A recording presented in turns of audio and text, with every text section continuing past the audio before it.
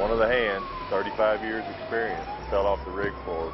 Bounced once off the load hitch, but it was 21 feet that he fell, and I got to help load him on the ambulance that morning. So it didn't kill him. It should have killed him, but it pretty much ended his oil field career. I had a guy 5 years ago go up in the derrick on a winter day, been in derricks for 30 years. So he goes up, starts to lean out on the board, and has heavy gloves on a cold winter day and a coat. He doesn't attach himself to the derrick safety belt. He reaches out for the first stand and falls out of the derrick. Always important to train on it just in case something was to happen. I can't even. You gotta make sure you do it the right way. That way you can secure yourself and secure the person that you're coming out if you're getting down from the derrick. Coming down! Coming down! Coming down! You got to watch out for these guys. It's very dangerous what they do. They have a hazardous job. And anytime they're above 6 feet, anywhere on the drilling rig, they need to be wearing their fall protection at all times. You got to make sure you put that belt on. You know, that's the main thing when you go up there is make sure you have that belt on you. You definitely need fall protection. Anytime you leave the ground until you get back on the ground. You do need fall protection for the simple fact that a gust of wind, get off balance, lose your balance, get dizzy, something. You have nothing to catch you except that fall harness. In the derrick and you're pulling tubing or something, and you're pulling the stands up and you reach out to miss a stand and you slip, your footing slips. Well, if you have your SLR on, which is a sawyer block, it is going to you're only going to fall 8 inches. There's a good chance that they can slip while they're climbing the ladder. And the way the SRL works, they'll fall maybe just a few inches and then it'll catch them. Of course, the derrick is the primary concern, that's true. But we also have floors. Sometimes they're 2 foot high, sometimes 8 foot high, sometimes 10. So we also have sometimes tanks on locations that may have stairways or ladders that fall protection would be required. We use fall protection on a daily basis out here, whether it's just cleaning, riding in a man basket, rigging up, rigging down. You know, on any of the tanks or anything like that anymore, the guys are using, they don't use ladders anymore, but more or less hydraulic lifts, and they're still strapped in. And when they are climbing ladders, they're using the climbing devices also. Underneath the substructure, we have some walkways that go by the BOP. We have a secondary fall protection where they clip in with their lanyard, and it just protects them, you know, from falling above 6 feet. Like above the doghouse, above the parts house, the oil house, the light house, anywhere on top of the rig where we have to run the electrical wires. No, basically all of ours is up and down a derrick, and you know that's another requirement. That's 100% tie-off. Anything over 6 foot, and if my guys are climbing up and down a tank, they need we furnish a body harness with 2 hooks that they can go up and down a tank with. We always inspect their equipment, make sure it's in good working condition. You're going to go all the way around your belt. You have your shoulder straps. You're going to check all your clips, make sure they're not damaged or broken. Once again, you're checking the stitches. These are adjustable once you put the belt on. This one is spring-loaded, so you're going to make sure all of those will move. And when you lock the belt in, you want to make sure that it's going to snap and it's not going to come loose when you're in the air, okay?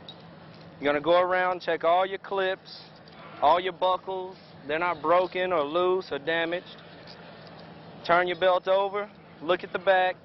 Your waist straps aren't broken. Once again, checking stitches, any kind of abrasions, any damages or anything, cuts. You go to the bottom. This goes under your legs. This has to be in place. This is what's going to hold you up. Yeah, every morning I have to, you know, check my harness valve. Everything is okay, you know. Keep clean, check it. If not affected, just put it on and go to work, you know.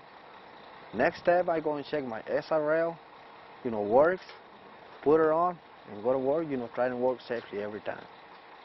We have tailgate safety meetings every morning, and this is one thing we talk about is our safety equipment. They inspect it every day, and if anything is torn, punctured, messed up or whatever, that is completely eliminated that day when we bring out a brand new one.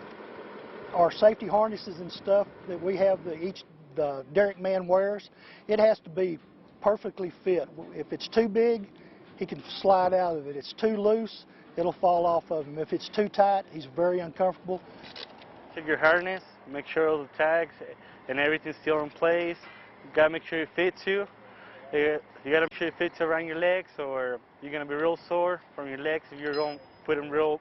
If you get them too tight, your legs will be real sore when you come down. So you gotta make sure you get a little bit of slack on it.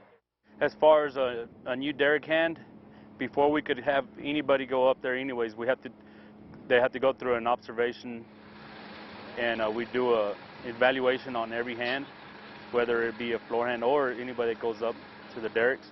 The learning how to communicate verbally and by your motions is very important in putting a crew together that will work together.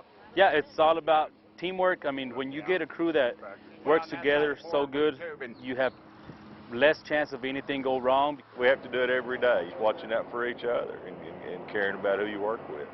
We watch him as he go up. We make sure he's in the right place he's supposed to be and make sure he's tied off like he's supposed to be. And we don't move nothing on the ground with any lines unless we make sure he's out of the way so he does not get caught up, wrapped up in anything. We usually pull on our harnesses. Like if we're going to move into a different situation or a different spot, we always put a little tension and pull into that little harness that's in the back. So, and if I don't do that, the guys down at the bottom will always make sure that I double check it. And they'll yell at me, or if the pipe's up there, they'll tap on it and make sure I reach around, hang on to it, yank on it, do whatever I have to. And then if I have to switch different positions, they'll watch me do it, and before they even start anything else, it's already done. They know that it's done. It should start with the driller. The driller he's kind of the lead safety man on a crew because he's their boss. He hires them, he brings them out, but everybody's got to look after one another. I mean, and that just takes time together. Whether it's day one, you got to watch out for the new hire, just like you do. That derrick hand has been with us for 30 years.